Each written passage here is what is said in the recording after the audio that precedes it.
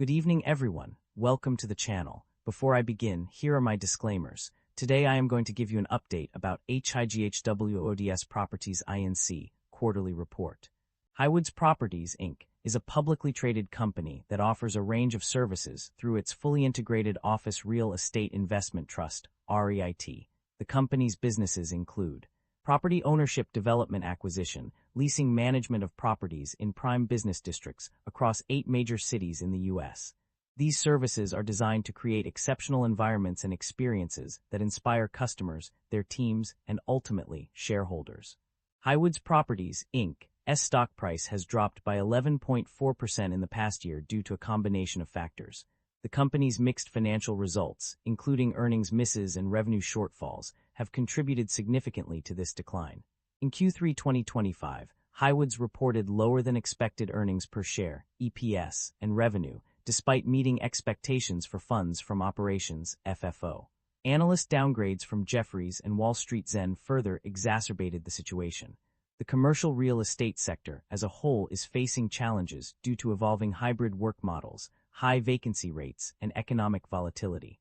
HIGHWOODS' predominantly office property portfolio has been particularly affected by these trends, with occupancy rates decreasing to 85% in Cone 2025 from 87.1% in the previous quarter.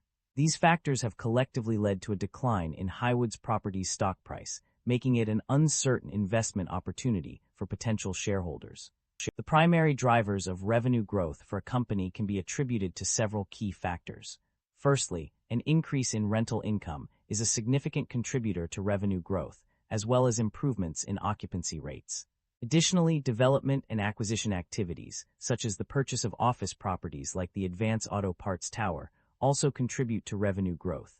Furthermore, equity distribution agreements and gains on disposition of property can also positively impact revenue. On the other hand, revenue decline is often driven by a decrease in rental and other revenues from various segments, as well as lost revenue from property dispositions. Lower consolidated same-property revenues and properties taken out of service are also contributing factors to revenue decline. Net income and profit margins experienced significant fluctuations in 2025. In the third quarter, net income decreased by 11.4% due to a decline in same-property revenues and an increase in expenses. However, for the year-to-date period, net income increased by 23.7%. Profit margins also saw a mixed trend, with operating margin decreasing to -7.1% in Q3, but increasing to 11.2% YTD. The decrease in profit margins can be attributed to several factors, including the removal of properties and a reduction in rentable square feet, resulting in lost NOI from property dispositions. Additionally, an impairment charge of $8.8 million further contributed to the decline. Despite these challenges, the company's ability to increase net income YTD suggests that efforts to improve profitability are underway. The company's financial performance indicates a consistent generation of positive operating cash flow. In both 2024 and 2025, the net cash provided by operating activities exceeded $250 million, demonstrating a strong ability to generate cash from its core operations. This trend suggests that the company is financially stable and capable of meeting its obligations.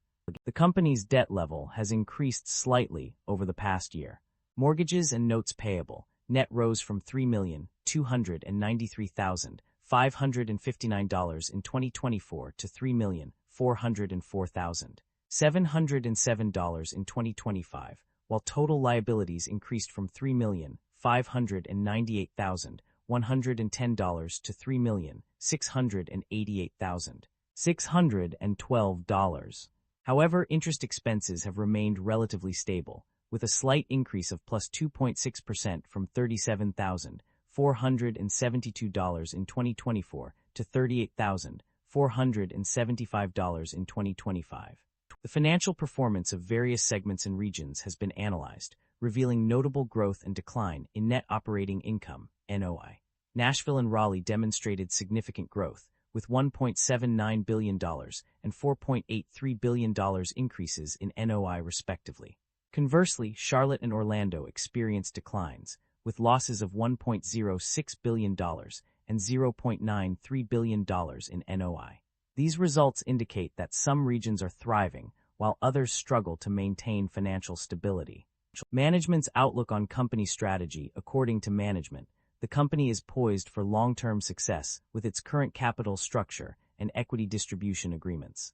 However, they are cautious about the outlook due to various risks and uncertainties, including economic downturns and interest rate increases. To mitigate these risks, management plans to sell assets worth $50 million to $500 million over the next 6 months to acquire new properties. They also intend to use their revolving credit facility for working capital purposes, development, and acquisition activity. Management's strategic plan focuses on upgrading the quality of their office portfolio through acquisitions, dispositions, and development.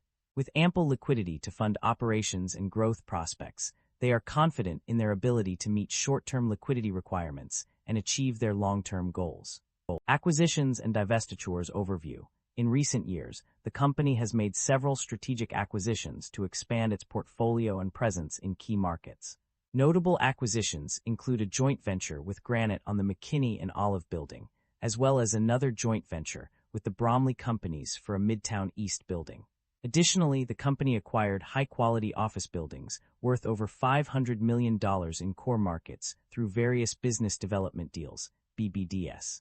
Furthermore, it acquired the Advance Auto Parts Tower in Raleigh and the Legacy Union Parking Garage in Charlotte, further solidifying its presence in these regions. There are no explicit concerns about inventory buildup or supply chain disruption mentioned in the financial summary. However, there are potential issues hinted at on pages 19 and 36, which may indicate underlying problems with cash flow management and asset utilization.